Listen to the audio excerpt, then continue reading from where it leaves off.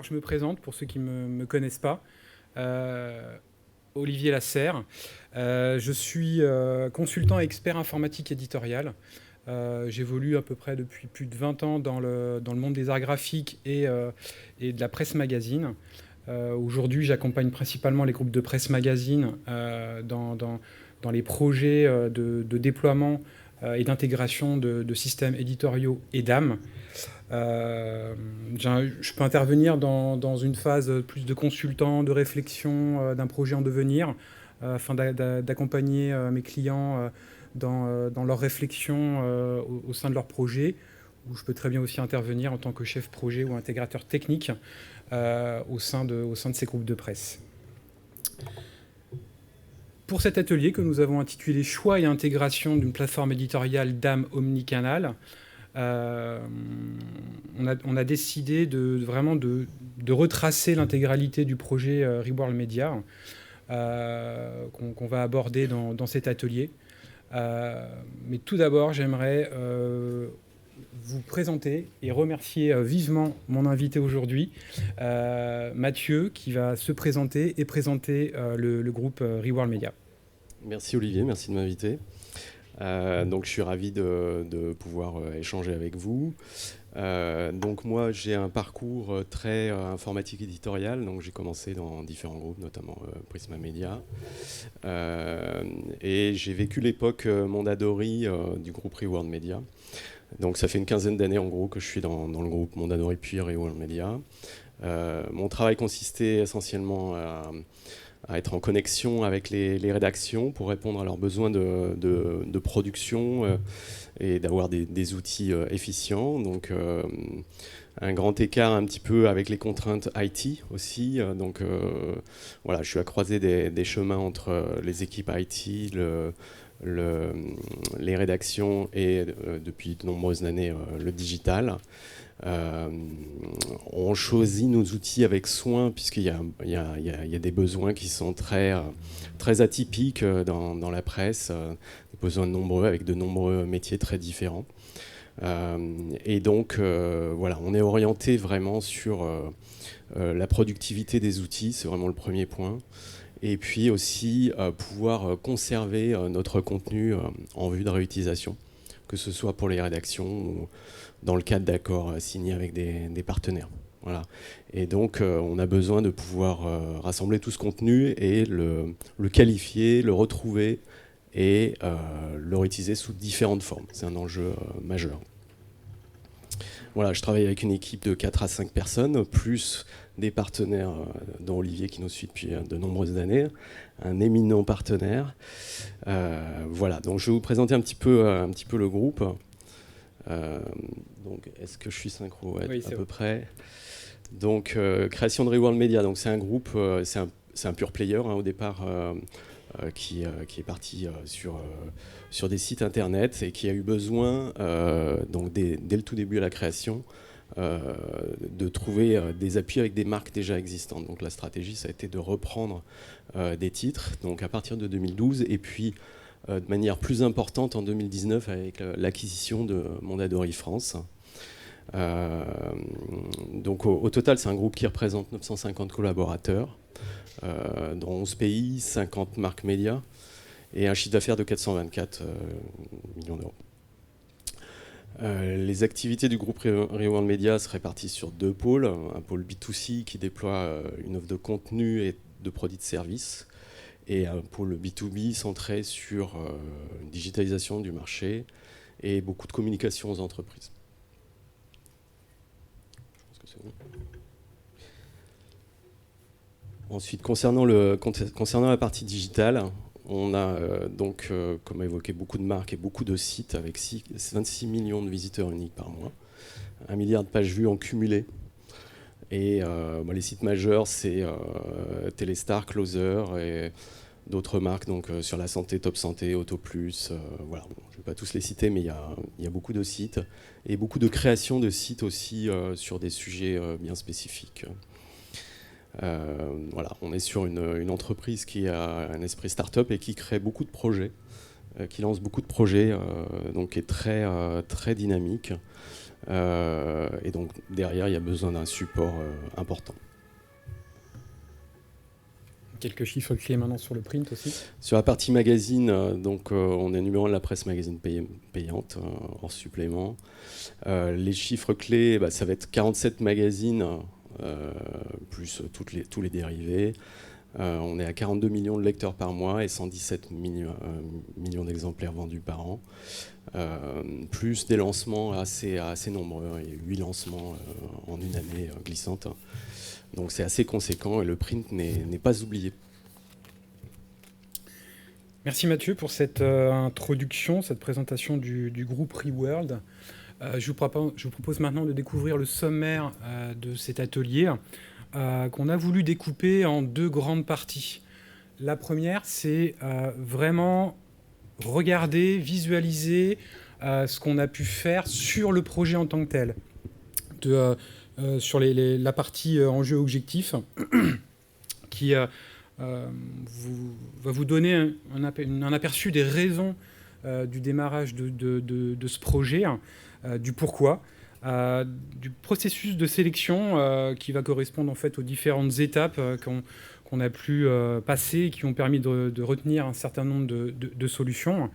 Et puis la partie études, tests et choix qui en fait va nous permettre avec vous de partager les phases finales qu'on a traversées avant de définir la plateforme retenue. Et puis la deuxième partie sera consacrée à la plateforme en tant que telle, avec une présentation évidemment de l'éditeur. On fera un tour d'horizon du périmètre fonctionnel et d'avoir un aperçu des capacités de la solution et de la plateforme. Et puis avec un point dédié à Reworld et la plateforme pour finir sur des cas concrets d'usage de cette plateforme, comment elle est utilisée au quotidien par les équipes de Reworld Media. À la fin de cette présentation, on a conservé un petit temps pour des questions-réponses. Alors que ce soit les personnes qui sont en physique aujourd'hui ou les personnes qui nous regardent en live. Pour les personnes en live, on collectera les questions et on y répondra en fin d'atelier.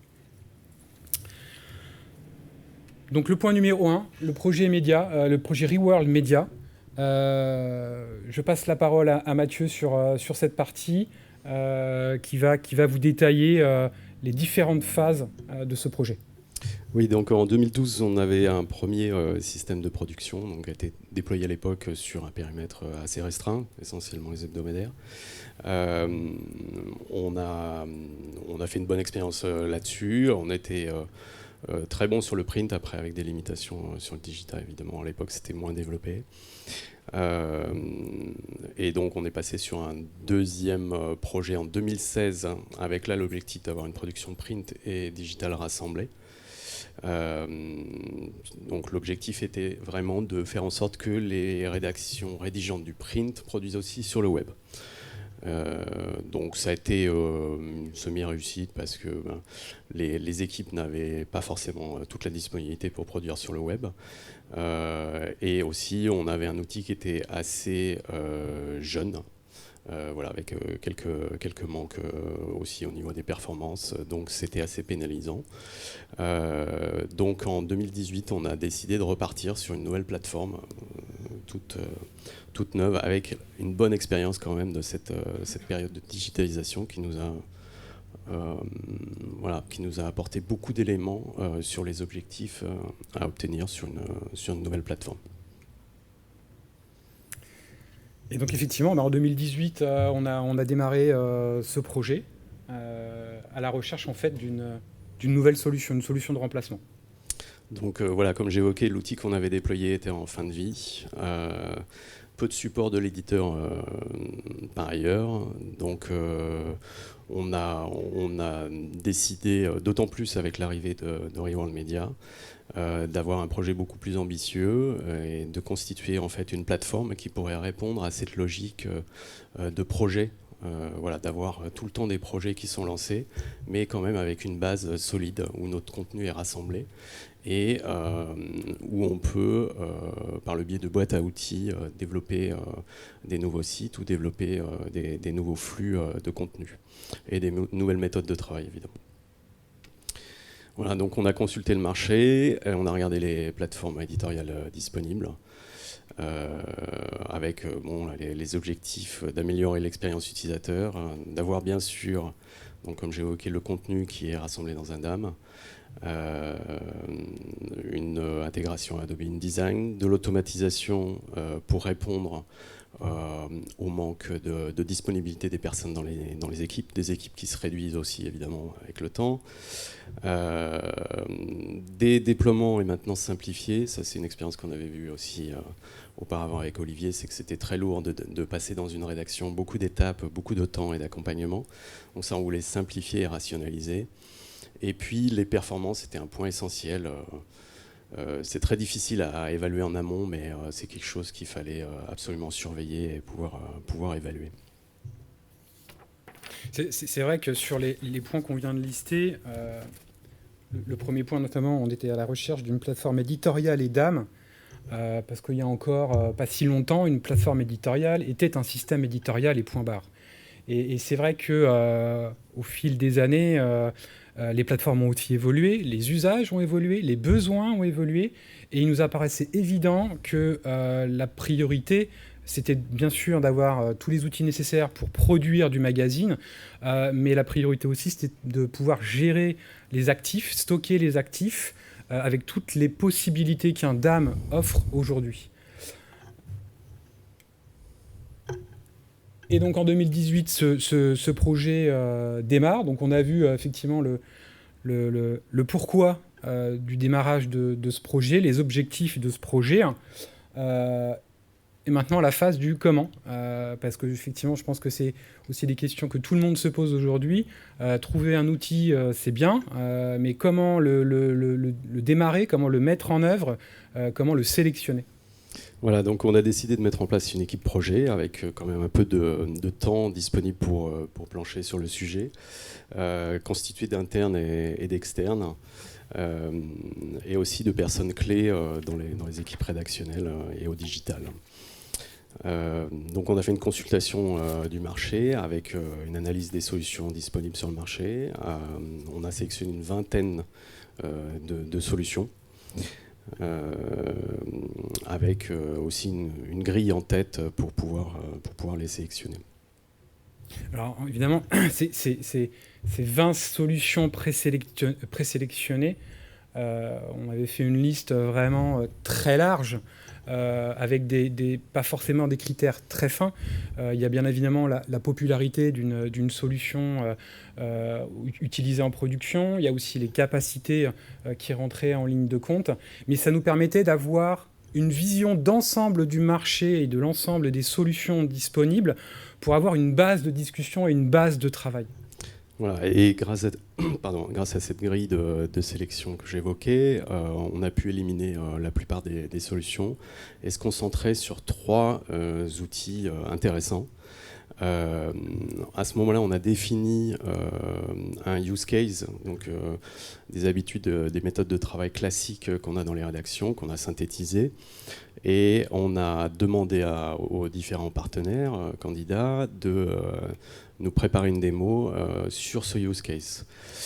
C'est une démo, en fait, ils nous ont mis à disposition les outils à ce moment-là, et c'est une démo qu'on a menée nous-mêmes pour qu'il n'y ait pas de différence d'appréciation, en fait, avec les différents intervenants externes.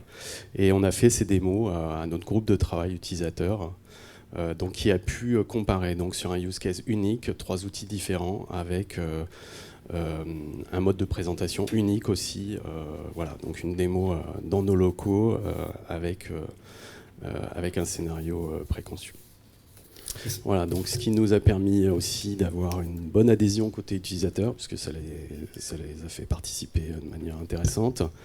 Et derrière, on a même organisé des ateliers, en fait, comme on avait à notre disposition les 3 démos, on a fait des petits ateliers pour qu'ils puissent, avec quelques ordinateurs, avoir accès à l'outil et commencer à manipuler. Donc côté utilisateur, on a eu un feedback qui était solide. Ensuite, il a fallu évaluer les différents critères plus techniques, plus IT. Juste un mot, j'en profite de cette phase entre l'étude et l'intégration des utilisateurs, en tout cas l'interaction avec l'utilisateur. ça a été une phase qu'on n'avait pas forcément utilisée dans des projets précédents. Et au final, ça a été une phase extrêmement enrichissante, à la fois en termes d'IT, à la fois en termes de relations humaines, et contact et interaction avec les utilisateurs. Le fait de les intégrer très tôt dans le processus du renouvellement et du changement d'un outil a été déjà, dès le départ, un appui extrêmement important pour la suite du projet. Il y a une totale différence entre, imposer, donner un nouvel outil, proposer un nouvel outil directement en production, comparé à ce processus qu'on a retenu, où très tôt dans le projet, on les a intégrés, ils ont donné leur avis, qu'on a pris en compte, et ils ont aussi pesé effectivement dans le choix de la décision finale. Voilà, et puis les utilisateurs, effectivement, ont eu un regard assez acéré sur les solutions, très critique tout de suite. Donc on a dû parfois expliquer, non mais il y a quand même un changement, ça ne va pas fonctionner comme un outil que vous connaissez déjà. Et cette interaction en fait nous a énormément fait gagner du temps sur la suite. C'est-à-dire que c'était un peu laborieux au départ. Cette avant-phase était vraiment un peu longue, mais après quand on va en parler un peu plus tard, mais quand on a dû interagir et passer en production avec les équipes, le travail était vraiment simplifié. Donc ça c'est quelque chose que je recommande vraiment. Et puis on a beau avoir beaucoup d'années d'expérience, quelquefois on oublie des choses essentielles. C'est plus basique des fois. On hiérarchise pas forcément comme les utilisateurs finaux. Et c'est important de recoller à nos utilisateurs, aux besoins des utilisateurs. Et c'est vrai qu'il peut y avoir des spécificités, des particularités. Produire un magazine, on pourrait penser que c'est produit de la même manière pour chaque titre, mais ils ont tous leurs particularités, tous leur historique, tous leur manière de travailler différente en fonction des thématiques dont ils s'occupent. Donc c'était vraiment l'occasion de recenser déjà, dès le départ, avant même de partir en production, ces besoins-là. Et donc effectivement, suite à ces ateliers, on a défini une liste de critères de sélection qui étaient pour nous, et pour Reworld Media et dans le cadre de ce projet, les critères qui comptaient le plus, tout simplement. Donc sur ces critères, le premier, centralisation du contenu. Donc centralisation du contenu, effectivement, on a de nombreuses bases avec différents contenus, différentes natures de contenus. L'idée était de pouvoir absorber tout ce contenu, le centraliser. Ensuite, une orientation content first. Évidemment, on veut stocker un maximum d'informations en content first pour pouvoir le redéployer, quel que soit le média. La flexibilité des flux. Les flux, c'est tellement important, que ce soit les flux dans les rédactions, mais aussi les flux en interaction avec d'autres intervenants, d'autant plus qu'on a un groupe qui fait participer énormément de partenaires pour une partie de notre production en rédaction ou alors derrière concernant le site web, etc., ou la photogravure. Donc voilà, on a énormément besoin d'avoir des flux qui sont connectables et qui sont fiables pour pouvoir interagir avec l'outil central. Haute disponibilité, performance. Donc, comme je l'évoquais tout à l'heure, l'outil que nous avions déployé n'était pas assez mature pour supporter de nombreux utilisateurs comme nous avons. Donc ça, c'est quelque chose sur lequel on a beaucoup insisté. On a pu faire quelques évaluations avec des use cases, encore une fois. Il y a des outils où le ressenti n'était pas bon tout de suite, et puis d'autres, il a fallu creuser un peu plus. Et puis après, on a travaillé évidemment avec l'équipe IT sur qu'est-ce qu'il y a derrière, qu'est-ce qui est mis à disposition dans un contrat SaaS. Voilà, donc ça, c'est à pas négliger, évidemment, surtout si vous avez besoin d'une progression constante sur l'utilisation de vos outils. Et puis surtout les technos aussi qui étaient utilisés, on va dire à deux solutions équivalentes avec un périmètre fonctionnel équivalent. On peut avoir de grosses variations sur les choix techniques de l'éditeur. Et c'est clair que sur l'outil précédent, on avait globalement souffert de temps en temps d'un manque de performance.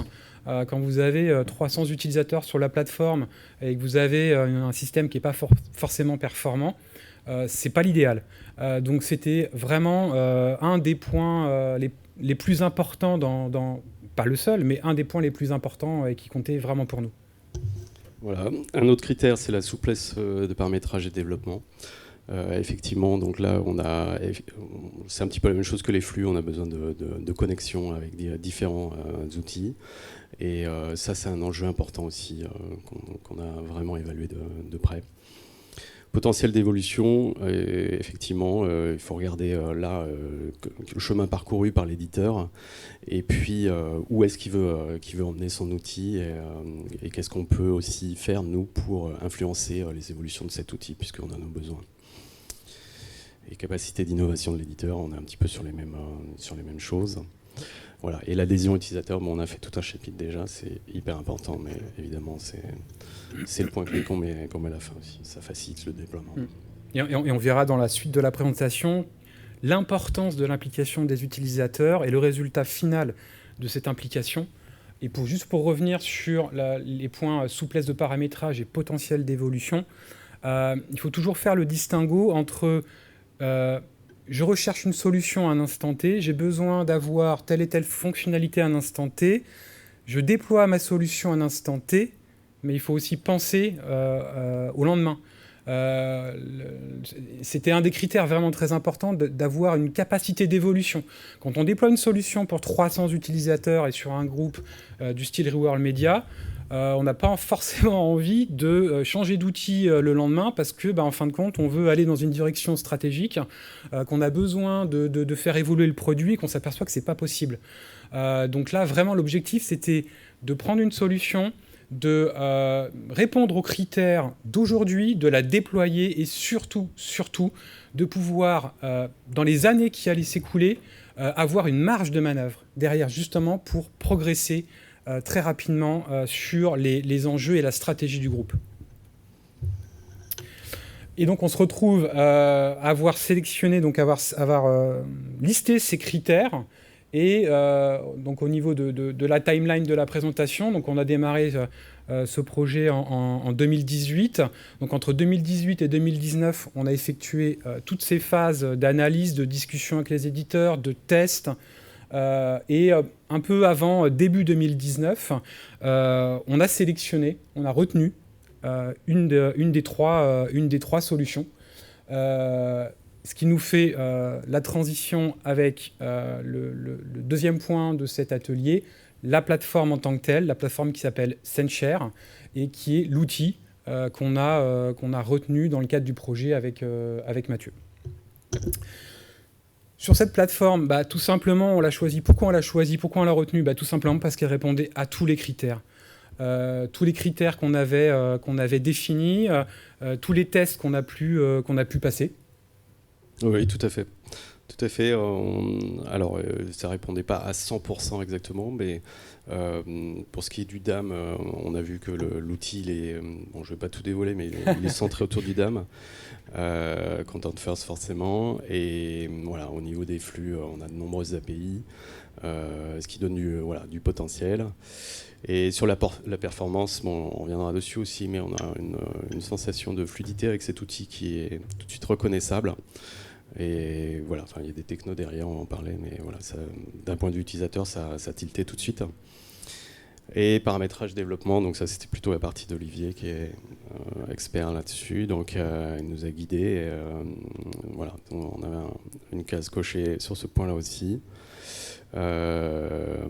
Évolution, capacité d'innovation de l'éditeur, ça c'est des choses qu'on a appris à découvrir, mais ça paraissait convenir dès le départ. Et l'adhésion des utilisateurs était immédiate, comme je disais. Et effectivement, je rebondis sur ton commentaire. La solution ne répondait pas à 100%, elle va répondre à 90, 95, 98%, mais aucune solution ne peut répondre à 100% aux besoins. Non, Pourquoi ? Parce que tous les besoins sont différents. Vous pouvez prendre 4 systèmes éditoriaux, les 4 vont avoir des fonctionnalités intéressantes, mais qui vont convenir pour certains types de clients et certains usages, et qui ne conviendront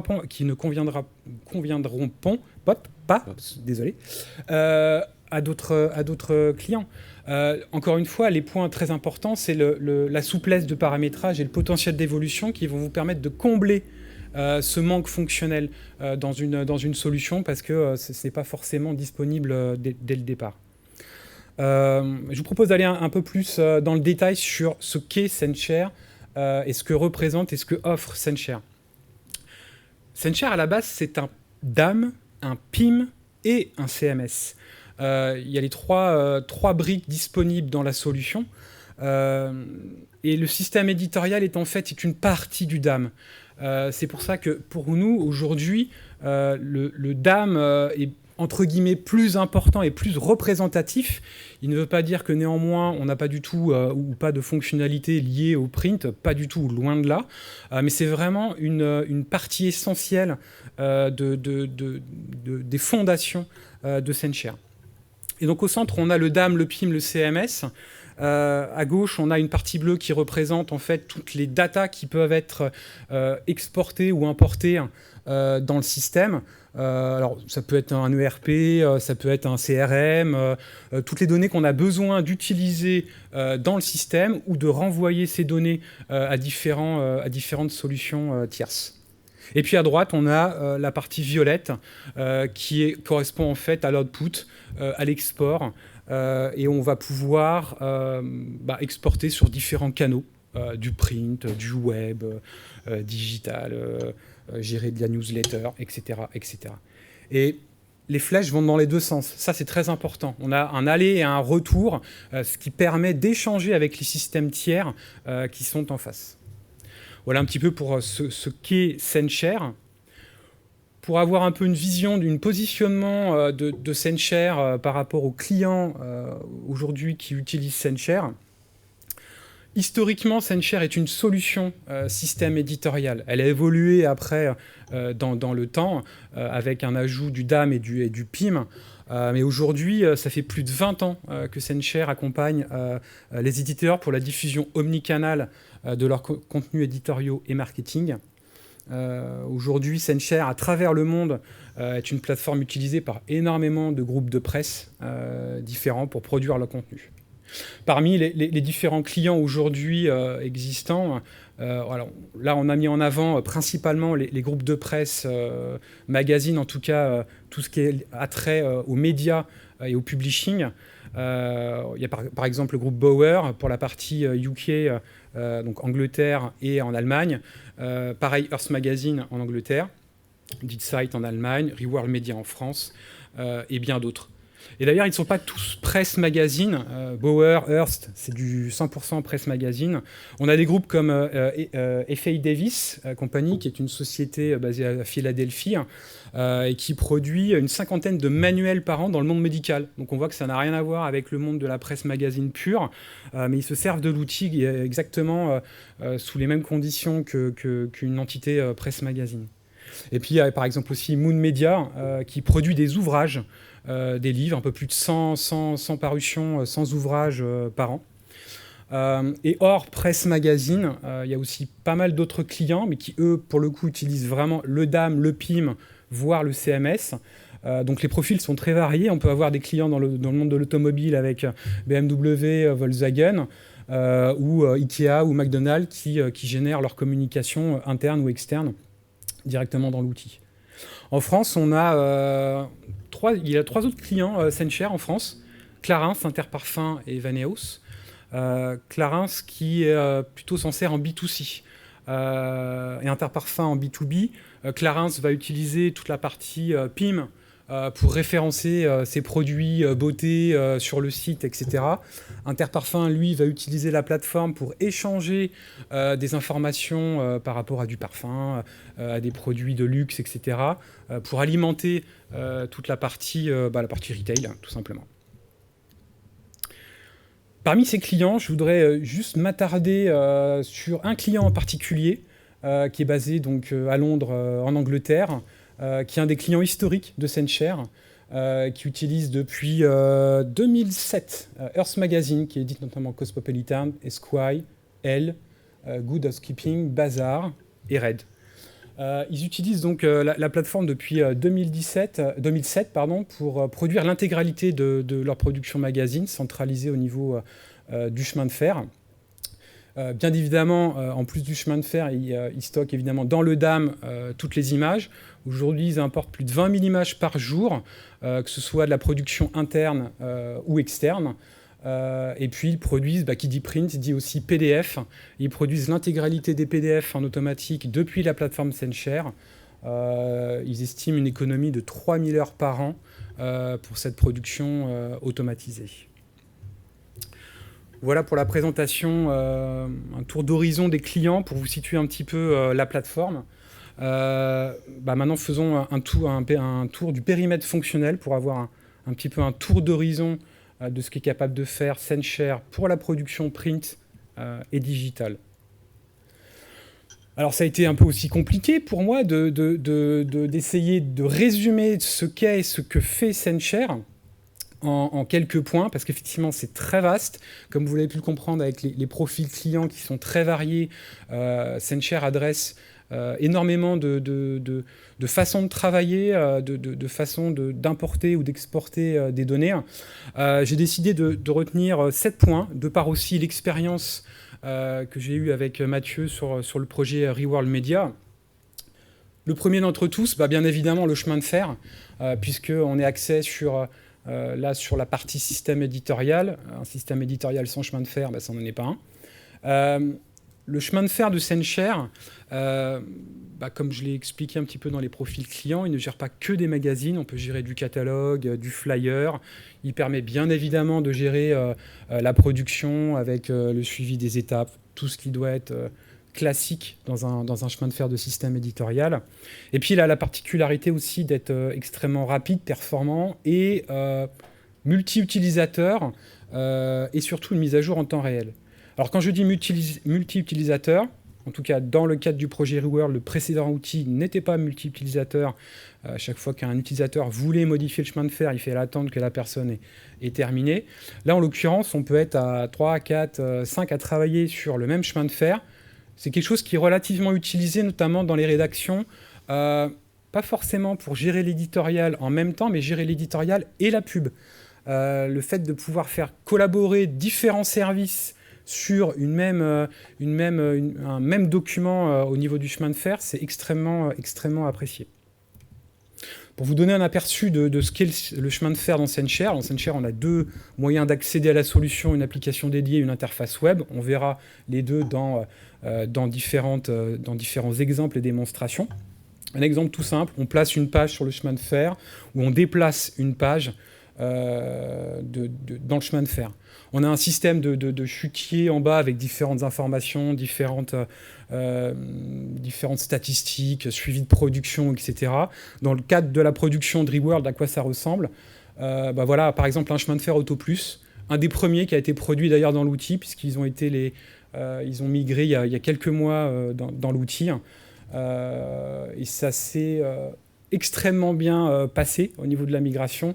On reviendra effectivement sur les avis utilisateurs en fin de présentation. On a vu le chemin de fer. Et donc, qu'est-ce qu'on met sur le chemin de fer ? On met des maquettes. Donc, on va parler notamment du niveau d'intégration Adobe InDesign, puisque SendShare, évidemment, est extrêmement intégré à l'écosystème Adobe InDesign et InCopy. Le système permet notamment le support des scripts InDesign et la modification en ligne des documents InDesign. Parce que bien évidemment, on peut produire d'une manière, on va dire, naturelle, standard. J'ai mon application InDesign, j'ouvre mon document, je fais ma maquette, je renvoie dans le système. Mais on peut aussi, via SendShare, modifier les documents InDesign sans avoir InDesign. Alors, dans un premier exemple, encore une fois, assez basique, comment visualiser et éditer un fichier InDesign. Comme dans tout système éditorial ou DAM, on a des modes liste, vignette, on va pouvoir visualiser les fichiers InDesign là sans même l'ouvrir.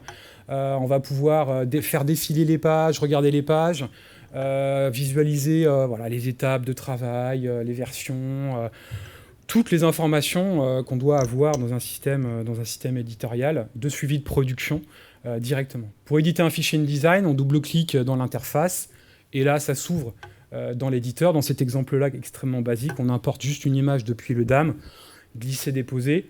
Avec Mathieu, ça nous paraît simple, ça nous paraît standard, mais c'est toujours bien de se rappeler aussi que c'est extrêmement fluide et intuitif. Et après, de renvoyer le fichier dans le système et de bénéficier encore une fois de cette preview instantanée dans le système. Ça, c'est la méthode, on va dire, standard. On ouvre un fichier depuis le système. Mais SendShare offre aussi une possibilité d'éditer directement les fichiers InDesign, tout simplement avec un navigateur web. Dans cet exemple-là, juste avec un navigateur, on se connecte à la plateforme, on va sur le document InDesign, et là, dans cet exemple, on fait un glisser-déposer d'une image dans la maquette.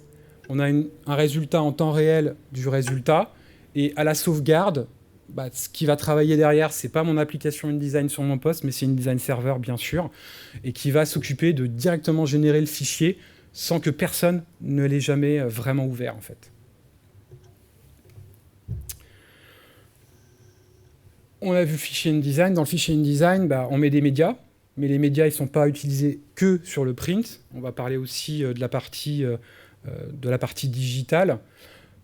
Sur les médias, SendShare étant un DAM, il va couvrir énormément de fonctionnalités. Alors déjà, il supporte tous les types d'images, mais aussi les fichiers 3D, bien évidemment, les fichiers son, les fichiers vidéo, etc. Comme tout DAM, il va gérer les métadonnées, tout ce qui est XMP, PTC, IPTC, copyright, etc.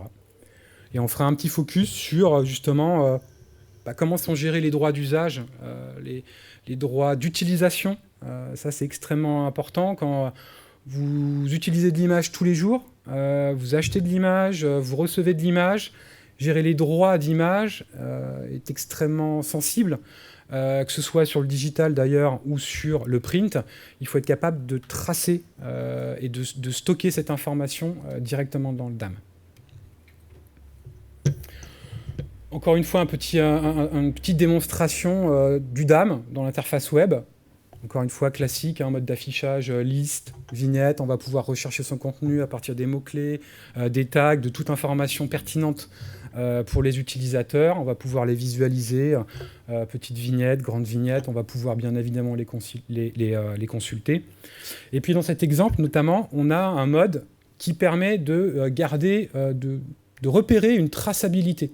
En fait, si vous regardez là où il a souri, au-dessus de la photo de la dame avec des cheveux blonds et bruns, on a la mention « placé dans ». Le système est capable, tout à l'heure dans la démonstration sur InDesign, on a importé une image dans la maquette. Le système automatiquement est capable de tracer ces interactions. En fait, de constituer comme une carte de tous les assets qui sont dans le système. Alors ça permet quoi ? Tout simplement, une fois qu'on a produit une parution, ou plusieurs, de savoir où sont utilisées ces images. Et après plusieurs mois, plusieurs parutions, une image, on est capable de savoir qu'elle a été utilisée dans telle ou telle parution, qu'elle a été utilisée dans telle ou telle maquette, et de pouvoir, depuis cette image dans le DAM, remonter à la maquette, ou inversement, depuis la maquette, redescendre sur les images. Et donc de consulter aussi, depuis l'interface web, le contenu du fichier InDesign où cette image est présente. Bien évidemment, on peut aussi ouvrir cette image dans le DAM, dans l'interface web, pour consulter différents types d'informations, workflow, statut d'avancement, etc. Et puis bien évidemment, tout ce qui est métadonnées. Par défaut, SendShare est capable de lire l'intégralité des métadonnées d'une image, donc copyright, description, annotation, tout ce qui est pertinent pour les utilisateurs. Bien sûr, SendShare est capable aussi d'ajouter des métadonnées custom personnalisées. Si vous avez dans vos médias un schéma de métadonnées spécifiques, c'est aussi possible de le gérer. Donc on a le média dans le DAM, on a une traçabilité sur le print, et là avec cette fonctionnalité, on va plus parler du digital. Cette fonctionnalité, elle s'appelle Clipping Editor. Alors en clair, c'est quoi ? C'est un peu comme du soft cropping. En fait, cette fonctionnalité permet tout simplement, sur un média unique, de définir différents cadrages différents. Alors pourquoi ? Je pense que vous avez tous vécu ou vu des duplis d'images parce qu'on avait besoin d'une image en format paysage, puis après on en a eu besoin en format en noir et blanc, enfin en différents formats paysage à l'italienne, etc. L'avantage dans SceneShare, c'est qu'on va définir différents cadrages pour différents besoins. Le plus parlant, en fait, c'est le digital. La plupart du temps, sur les sites web, on a une home page qui contient des fois un carrousel ou une forme ou une taille d'image qui n'est pas la même que celle sur l'article en tant que tel. Et très souvent, je vois sur des sites en fait, des images qui sont tronquées ou coupées, ou la tête à moitié, on ne la voit pas, etc. Tout simplement parce que l'image d'origine qui est utilisée par le rédacteur web, il l'a choisie, il la sélectionne pour l'article, pour la page de l'article, mais pas pour toutes les ramifications et tous les emplacements où l'image peut être utilisée. Et donc SceneShare est capable comme ça d'enregistrer des cadrages différents, ce qui permet de diffuser et d'utiliser ces cadrages pour n'importe quel besoin, que ce soit une newsletter, une homepage, un carrousel, un article web, etc., etc. Et le gros avantage, c'est qu'on n'a qu'une source de l'image dans le système. On n'a pas besoin de dupliquer, on n'a pas besoin de maintenir, on n'a pas besoin de rechercher et de retrouver différentes versions d'une même image. On a une seule source du fichier dans le système. Et puis la dernière partie, la partie des copyrights. Tac, ça arrive. La partie des copyrights, enfin plutôt des droits d'usage. Dans la plateforme est capable de stocker de manière... On peut éditer ces informations manuellement ou on peut les appliquer automatiquement. Mais SceneShare est capable de définir les droits d'utilisation que vous avez pour un média selon le canal de sortie, si c'est du print, du web, du site, peu importe, de la newsletter, de définir une durée de validité, éventuellement un pays où ce média est valide, de savoir si vous avez le droit d'éditer, de revendre cette image, et toutes ces informations sont visibles par l'utilisateur dans le système.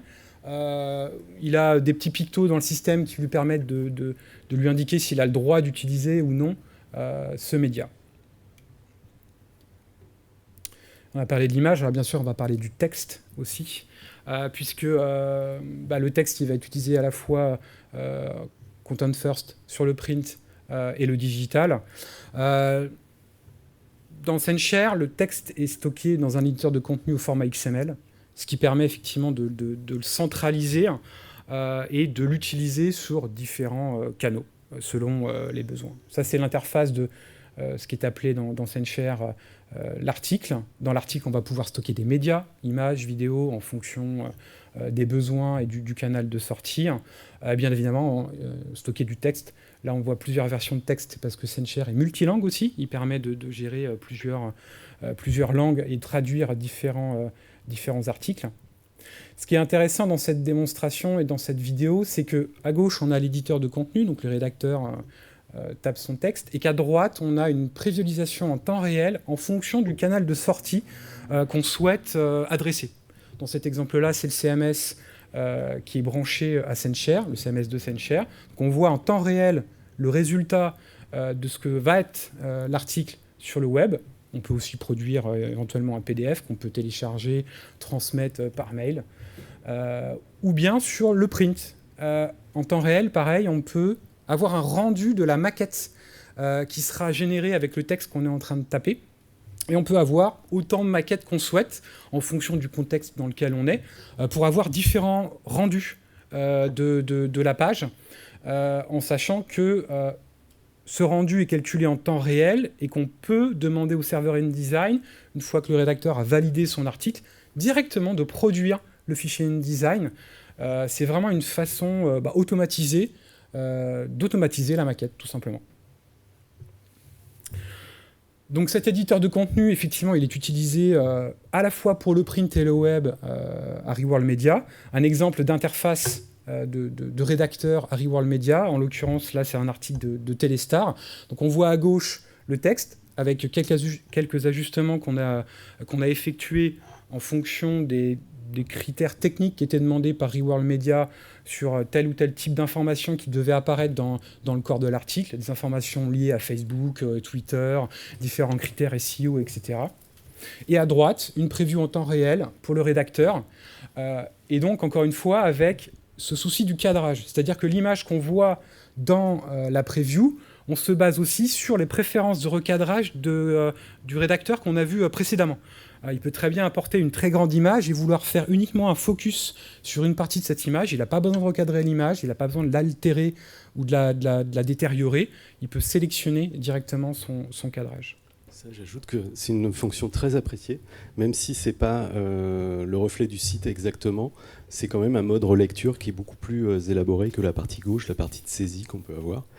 Et donc voilà, dès qu'il y a une petite mise à jour à faire sur ce type de preview, les utilisateurs nous le signalent très vite puisque c'est très utile. Et une preview qu'on a complètement customisée d'ailleurs, effectivement, pour s'adapter aux besoins.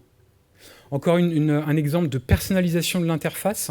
Voici le tableau de bord des rédacteurs web. Encore une fois, qu'on a complètement personnalisé pour les besoins de Reworld Media.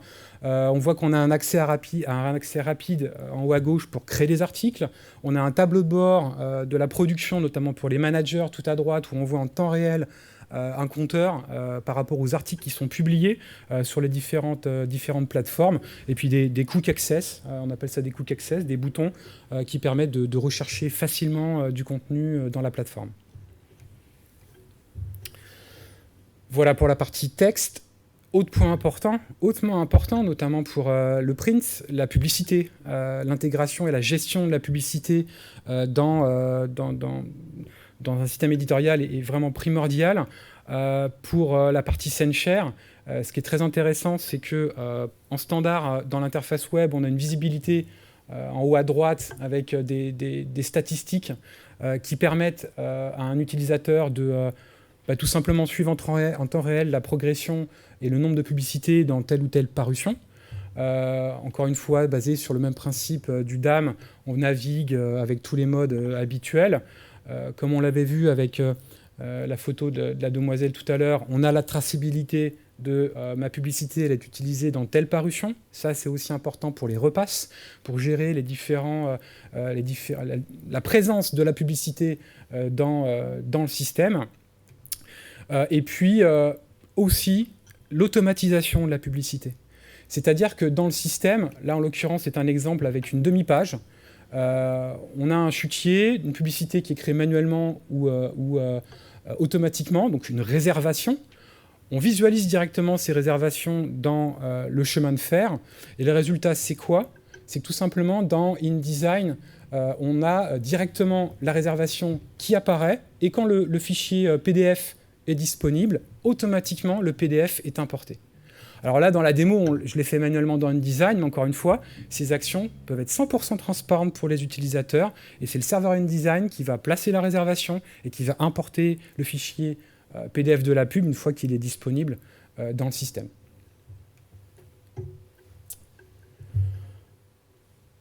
On a évoqué, on va dire, tous les aspects, les fichiers, les médias, les textes, et maintenant, on voulait vous parler aussi de l'automatisation. C'est un point qui est crucial pour la production aujourd'hui. Et on a pris 3 exemples qui, dans le cadre de la production d'un magazine, sont aujourd'hui très importants. Le premier, la création de PDF automatisés. C'est assez répandu maintenant dans tous les systèmes de production. L'objectif, il est simple.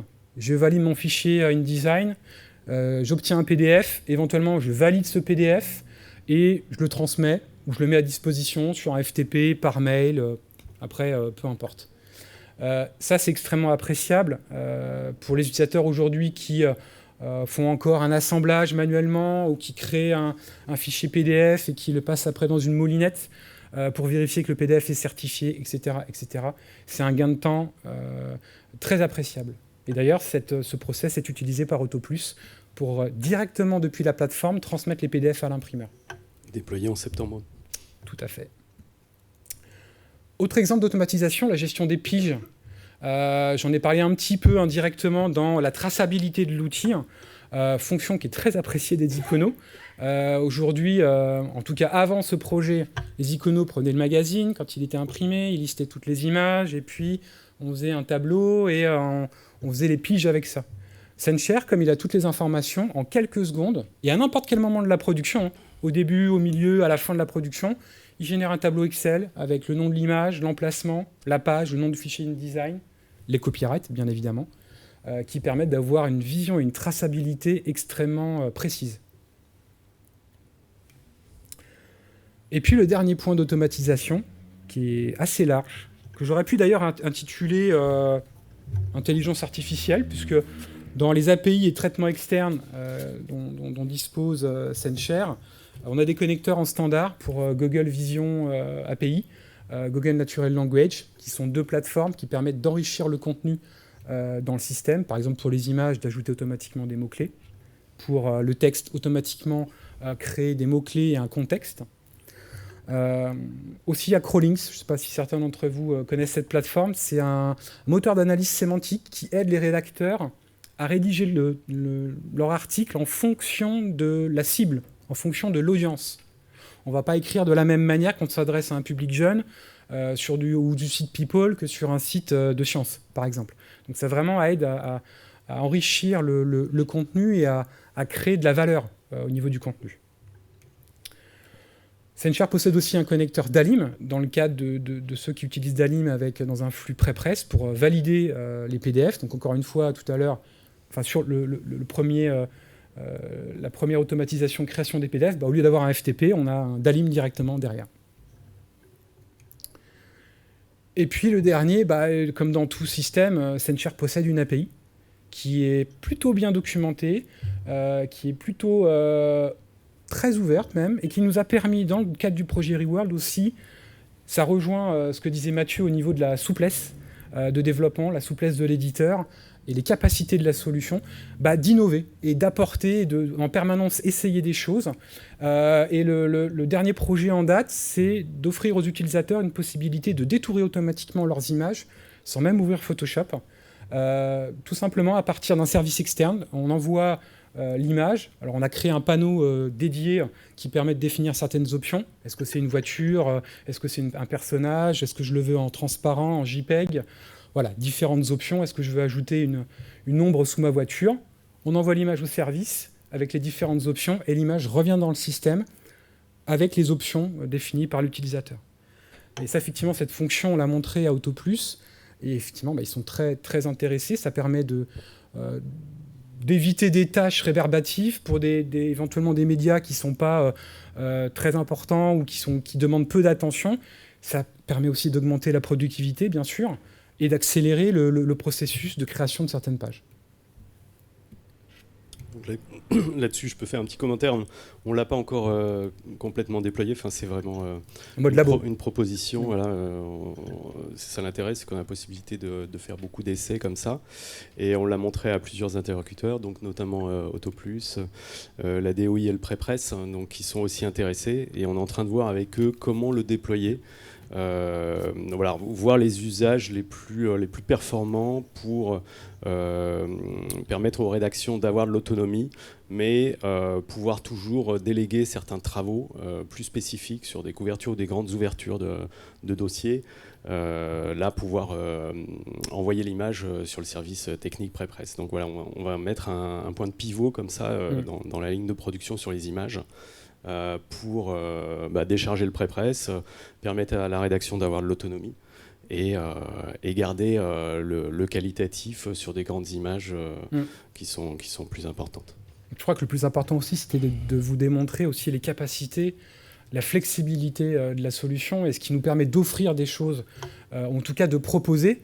On a fait énormément aussi de différents tests. En fait, on a vraiment testé et on n'a pas eu de limite en fait.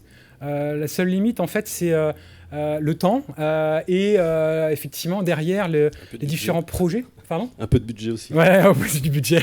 Le temps, c'est de l'argent. Voilà. Et puis, pour le dernier point, là, pour le coup, full web, comme je l'ai dit tout à l'heure, SendShare est un DAM, un PIM et un CMS. Et dans le cadre de ce CMS, Pour publier sur le digital, en fait, il y a trois possibilités pour SendShare. Le premier, c'est d'utiliser le DAM tel qu'il est fourni potentiellement par SendShare, donc un CMS standard, on va dire. Sinon, on a aussi la possibilité d'utiliser le headless CMS. Ça permet de démultiplier les capacités d'absorption du trafic en fonction de la charge que peuvent avoir les serveurs. Et on peut mettre autant de serveurs headless CMS que nécessaire, tout simplement pour absorber le trafic utilisateur sur les applications front-end.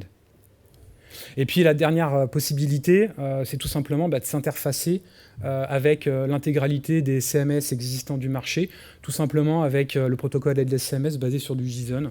C'est extrêmement standard, mais extrêmement performant.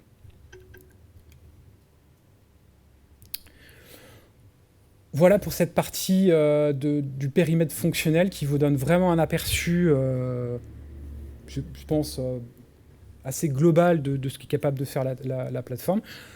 Donc pour vous rappeler, on a avec Mathieu choisi SendShare, on vous a montré ce que faisait SendShare. Maintenant, il est temps de déployer.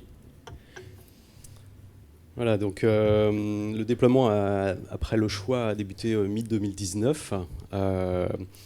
Ce qu'on avait comme objectif, vu qu'on a beaucoup de magazines, beaucoup de rédactions, c'est de ne pas passer trop de temps dans chaque rédaction, puisque sinon, avec le nombre de magazines, ça nous amène dans des cycles très très longs.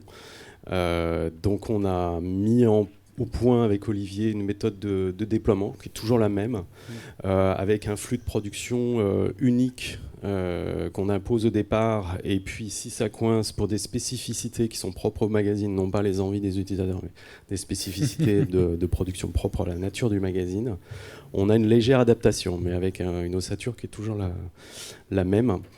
Donc ce qui nous permet d'aller assez vite. Et puis finalement, cette méthode reposant sur tous les membres de l'équipe avec des différents rôles, vu qu'elle a été bien partagée, bien pratiquée par tout le monde, finalement, maintenant, n'importe quel membre de l'équipe peut prendre le lead et déployer un magazine avec une to-do list et puis des réunions type à faire, à organiser, etc., des rendez-vous formation. Voilà, ce qui nous a permis d'arriver jusqu'en 2021 avec quasiment tous les groupes du titre qui sont déployés. Il nous reste le pôle chasseur français, plus là on a un déploiement qui est en cours. Voilà, donc, et l'outil effectivement a permis aussi d'aller vite, puisqu'on n'a pas eu de soucis techniques particuliers, une réactivité forte de l'outil qui permet une adoption rapide. Et finalement, l'accompagnement qu'on avait envisagé au départ est beaucoup plus rapide, beaucoup plus light, agréablement plus light que prévu. Ouais, il y a une adoption. Souvent, les utilisateurs clés posent beaucoup de questions au départ. Et une fois qu'ils ont compris, qu'ils ont bien l'outil en main, ils sont capables finalement d'épauler les collaborateurs, et nous on a moins de choses à faire, donc ça c'est vraiment bien. L'outil peut être assez impressionnant avec beaucoup de fonctionnalités, mais une fois qu'on sait faire son chemin par rapport aux choses qu'on doit faire pour la production du magazine ou des articles web, eh bien on est très vite autonome en fait. Et c'est surtout que, pour appuyer les propos, donc un déploiement entre mi-2019 et 2021, je pense que ça n'a échappé à personne. On a tous traversé une période difficile au niveau de la crise sanitaire.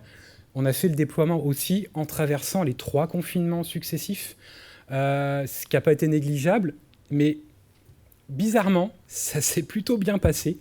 Et on a pu déployer quasiment l'intégralité du groupe dans ce contexte qui n'était pas forcément facile, avec un travail à distance qui, pour le premier confinement, se mettait en place. Après, les gens étaient plus habitués, mais il y avait encore...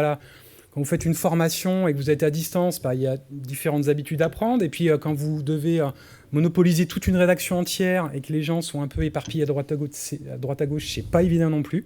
Donc voilà. Et puis, pour terminer, quelques slides juste pour faire une synthèse des chiffres clés aussi de ce déploiement. Donc effectivement, les déploiements ont été beaucoup plus rapides, je l'évoquais à l'instant. Oui, c'est x2 à peu près par rapport à ce qu'on avait avant comme approche. Ensuite, on a la vitesse de navigation, effectivement. Bon, c'est Le ressenti qui est média est constaté aussi par des chiffres. Donc on navigue très vite dans l'interface. C'était le point de critère performance qui donne ce résultat aujourd'hui. Juste une remarque, il faut quand même une machine assez performante. La plupart des utilisateurs qui se plaignaient de lenteur, en fait, c'était lié à une machine qui était, on va dire, obsolète. Elle ne fonctionnait pas non plus pour Teams. Donc à partir de là, voilà, on était un peu... c'était hors jeu, quoi. Ensuite, qu'est-ce qu'on a comme critère, comme information? Oui, 200 utilisateurs par jour, ce qui donne aussi une idée de la charge en fait, absorbée par le système. Voilà, le nombre de parutions en cours. Alors, bon, c'est vrai que ce chiffre-là, il est un peu particulier parce qu'il y a des titres qui lancent beaucoup de parutions en avance, et puis d'autres qui vivent avec juste un titre en production.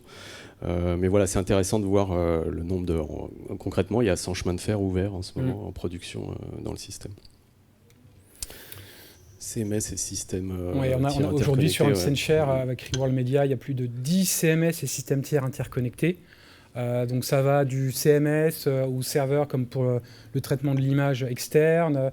On a aussi des systèmes qui importent, qui déversent du contenu, que ce soit du texte ou de l'image, dans le système pour alimenter la production. Voilà, les derniers chiffres, c'est sur les articles print et web publiés, donc 60 000. Je peux ajouter aussi qu'il y a à peu près 500 articles par semaine qui sont produits, articles web par semaine. Plus. On est à 700, plus 700 plus le week-end, ouais. Et en plus, tous les sites ne sont pas dans l'outil. Donc il y a quand même une grosse production qui est chiffrée là. Ce qui nous permet d'avoir des indicateurs aussi derrière, de pouvoir synthétiser tout ça. Ouais, les indicateurs, justement, très bonne transition. Alors c'est très bien d'avoir un système, c'est très bien d'avoir un système qui marche, mais c'est encore mieux de savoir comment ce système est utilisé. J'ai toujours considéré que les data avaient une valeur. Vous avez un système de production, mais vous devez en tirer vraiment l'information. Et c'est pour ça qu'avec Mathieu aussi, et c'est pareil avec le système précédent, on a vraiment utilisé les données de production pour visualiser comment était utilisé le système. On a effectivement un rapport sur la production web, on a des rapports sur la production print, combien de parutions, combien d'images sont réutilisées dans plusieurs parutions, etc., etc. Et puis, on a aussi un rapport sur les utilisateurs en tant que tels, sur leur présence dans les rédactions, sur la taille des équipes, leur rôle, etc., etc. Et encore une fois, c'est un moyen de faciliter aussi la vie de l'IT et du projet. Avec 300 utilisateurs, on ne peut pas forcément tous les connaître immédiatement. Et avec ce type de rapport, on a vraiment une traçabilité. J'accélère parce qu'on a un petit peu débordé. Dernier point, on a un peu parlé depuis le départ, les utilisateurs. Alors, qu'est-ce que pensent les utilisateurs de SenShare ? Je pense qu'ils sont contents. Bon, ils ne sont pas comme ça, d'accord, dans les rédactions. Alors, je n'ai pas choisi cette image au hasard. En fait, cette image, elle nous a été envoyée. Elle a été envoyée par un utilisateur à l'équipe informatique éditoriale suite à l'activation d'une fonctionnalité. Et je le trouvais très représentatif de se dire, waouh, on a réussi à provoquer ça chez l'utilisateur. Il est content de la solution et il est encore plus content qu'on la fasse grandir et qu'on réponde aux besoins. Et ça, c'est vraiment quelque chose de à la fois très satisfaisant pour l'équipe de Mathieu, pour moi, parce que c'est une preuve aussi du succès du projet et du bon fonctionnement de l'outil dans sa globalité. Et il faut ajouter que les retours positifs sont rares parce que d'une manière générale, ils ont peur que ce soit réutilisé pour leur dire tu vois, maintenant que tu as un outil qui produit plus vite, donc tu n'as peut-être pas besoin du remplaçant la semaine prochaine, etc. Donc ils sont très discrets par rapport à ça d'habitude. Alors effectivement, je vous laisse lire un premier avis utilisateur de la secrétaire générale de rédaction de Closer. Globalement, les mots qui ressortent, c'est centralisation, sécurisé, le chemin de fer modifiable en temps réel, on l'a évoqué tout à l'heure. Un autre exemple, rédacteur en chef technique de Téléstar, Télépoche et Télémagazine. Encore une fois, ce qui ressort, c'est rapide, facile. Cet avis est extrêmement aussi intéressant parce qu'il indique que lors du déploiement, on était en télétravail. Et donc, on a fait migrer l'ensemble des équipes Téléstar, Télépoche, Télémagazine dans un nouvel outil alors qu'on était en télétravail. Donc, ce qui prouve bien, encore une fois, que l'outil a contribué Il n'y a pas que l'outil, bien évidemment, il y a toute l'équipe de Mathieu aussi qui apporte la contribution à ça, mais que l'outil facilite ce type de déploiement. Et puis 2 derniers avis, des plus récents, de ceux qui ont migré dans SendShare, AutoPlus, avec encore une fois des mots-clés, stabilité, facile, rapide, rapidité. Je crois qu'on a fait un tour bien complet. J'espère que ça a été clair pour vous. Est-ce que certains d'entre vous, dans la salle ou dans le live, durant le live, ont des questions? Si quelqu'un a une question, on peut apporter le micro. Côté live, il y a des questions aussi? Non? On est bon? Eh bien, je vous remercie beaucoup pour votre attention. Une question ici. Si.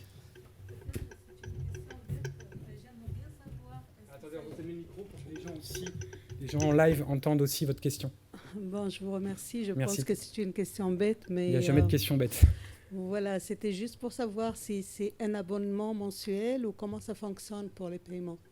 C'est ça, c'est un contrat SaaS en fait. Tout à fait. Ouais, vous avez un abonnement qui inclut tout, qui inclut l'hébergement, l'utilisation du logiciel, le contrat de maintenance. C'est vrai qu'on ne l'a pas mis dans les critères, mais c'était aussi, c'est vrai, on a complètement zappé, c'était un critère aussi de sélection, d'avoir un éditeur en SaaS, tout simplement pour s'affranchir des contraintes de l'IT. Il y a des avantages à avoir un serveur installé, qui sont liés on-premise, mais il y a un moment donné, c'est du temps, c'est de l'effort et c'est de l'argent. Et donc, on préfère laisser cette tâche à l'éditeur directement. Merci. Oui ? Est-ce que c'est un éditeur français? Alors, effectivement, c'est une très bonne question parce que j'ai complètement oublié de le préciser. C'est un éditeur allemand, mais qui aujourd'hui, principalement, a des clients en Europe, un petit peu aux États-Unis, un petit peu en Inde, mais principalement, historiquement, les premiers clients en Angleterre, avec donc, Earth Magazine, beaucoup de clients publishing en Angleterre, beaucoup aussi en Allemagne, avec le groupe Bauer. Sites, et voilà, quelques-uns autres en Espagne, enfin voilà, principalement en Europe. Possibilité d'héberger les données en Europe, les Allemands sont assez sensibles à ça, ou hébergement AWS possible aussi.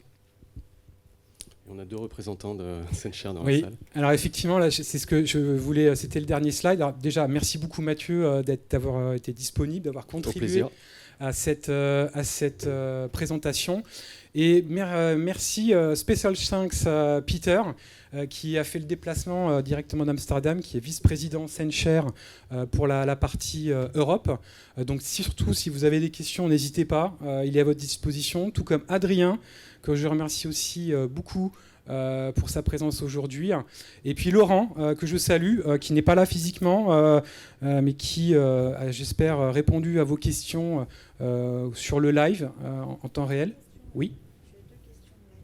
Alors, quel est le temps moyen de déploiement de la solution chez un éditeur? Donc, si je... J'ai entendu tout, Wix. En fait, ça va dépendre de plusieurs critères. Ça va dépendre du périmètre fonctionnel qu'on souhaite adresser. Il est bien évident que déployer juste un magazine print, ce n'est pas du tout la même chose. C'est beaucoup plus simple que déployer le print, le web, créer des interconnexions avec différents systèmes déjà existants. Le DAM pour l'icono. Donc en fait, ça va dépendre vraiment du périmètre fonctionnel. Si on compare là le projet Reworld, on a déployé à peu près en 2 ans 40 rédactions. Oui, c'est ça. Ce qu'on peut ajouter, j'entendais 2Wix tout à l'heure, mais c'est ce qu'on fait, c'est ce qu'on fait aujourd'hui sur des petites rédactions, des équipes de 5 à 10 personnes. On est capable de les migrer en 2 semaines parce qu'on a mis au point notre modèle. C'est ça qui était long au départ. C'est toute la phase de conception et d'adhésion des utilisateurs. Et ensuite, modéliser tout ça, et avoir une méthode de déploiement. Moi, je procède de la manière suivante, c'est-à-dire que je suis en contact avec les éditeurs, ils me disent il y a telle rédaction à équiper, on a telle disponibilité à tel moment, je préviens Olivier, il y a des paramétrages standards qui sont effectués assez vite, et puis après, il y a une personne dans mon équipe qui prend le rôle de chef de projet et qui va prendre contact avec le rédacteur en chef et organiser le plan de déploiement avec les formations. Je pense que ce qui est le plus important, en fait, c'est que pour arriver à ce résultat, il y a aussi un gros travail de réflexion et d'analyse en amont. Ouais. Et en fait, on a construit un socle. Et c'est le socle qui permet derrière d'accélérer le déploiement. C'est pas à chaque rédaction, on se pose la question, on va faire un flux, il y a telle étape, il y a telle interconnexion avec tel système, etc. C'est vraiment d'avoir 95-99% des paramétrages qui conviennent à l'ensemble du groupe. Et donc c'était aussi un gros travail en amont de préparer le socle, d'adresser l'ensemble des besoins pour pas être confronté une fois qu'on arrive dans une rédaction, oui, mais moi j'ai une spécificité que vous n'avez pas pris en compte. Donc c'est vraiment ça l'intérêt. Par contre, je voulais préciser, là, on avait un périmètre qui était très très large, c'est pour ça qu'on a pris du temps, mais si vous avez une équipe, une petite équipe, et que vous avez un périmètre très bien défini, des contours très clairs, ça peut aller assez vite, en fait. Out of the box, tout ce qu'on a montré est voilà, disponible. Les outils, le client web, tout ça, c'est du Chrome, on utilise Chrome. Il y a juste je dirais qu'il y a juste à définir les permissions, le flux de travail. Ça nous paraît plus simple maintenant, évidemment, mais effectivement, c'est possible. Et une autre question donc en live. Dans la génération automatique des PDF, il n'y a plus de travail de retouche photo, donc point d'interrogation. Ça veut dire que ça va dépendre de l'organisation du flux qui est mis actuellement en place, en sachant que pour AutoPlus, le travail de photogravure est fait dans la rédaction. C'est la particularité d'AutoPlus, effectivement. Ils sont autonomes pour créer leurs effets sur les images et la chromie. Donc ils ont suivi des formations et ça se passe très bien comme ça. Maintenant, il y a des équipes qui sont amenées à déléguer ce travail-là et rien n'empêche d'avoir un flux dédié pour les images avec des étapes.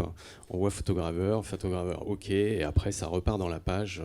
L'intérêt aussi, c'est vraiment de mettre le photograveur dans l'outil.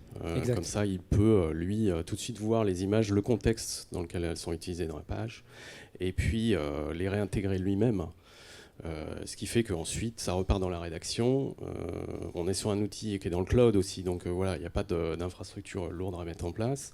Ça repart dans le flux, et la rédaction en chef va faire le BAT, et ça va déclencher le PDF à ce moment-là. Et là, les images, elles seront bonnes, même avec un intervenant externe, il n'y a pas de souci. Et d'ailleurs, je rebondis là-dessus, c'est que l'objectif, il est de limiter... Pas de limiter les interactions avec des prestataires externes, que ce soit pendant la production ou avec un pré-presse ou avec l'imprimeur, mais c'est vraiment de rapprocher toutes ces interventions, soit dans l'outil, soit de connecter l'outil avec les prestataires externes pour éviter, je t'envoie un WeTransfer, on ne sait plus le fichier où il est, on ne sait pas quelle est la bonne version, etc. etc. On l'a vraiment vécu à plusieurs reprises avec des gens qui avaient un flux parallèle par mail et puis qu'au bout du compte, la boîte mail explose. Et puis parce que la boîte mail, ce n'est pas un flux de travail, un flux centralisé de travail pour de l'éditorial. C'est ça, exactement. Une dernière question peut-être, non ? Désolé pour le retard, on a un petit peu dépassé. Merci beaucoup pour votre attention. Merci à vous. En fin de sortie, merci beaucoup. Merci beaucoup. En sortie, on vous remet un petit carton. Si jamais vous voulez, il y a les coordonnées de Laurent, partie commerciale. Si vous voulez le contacter pour avoir plus d'infos, un petit mémo. Merci beaucoup. Très bonne fin de journée, très bonne fin de salon. Au revoir.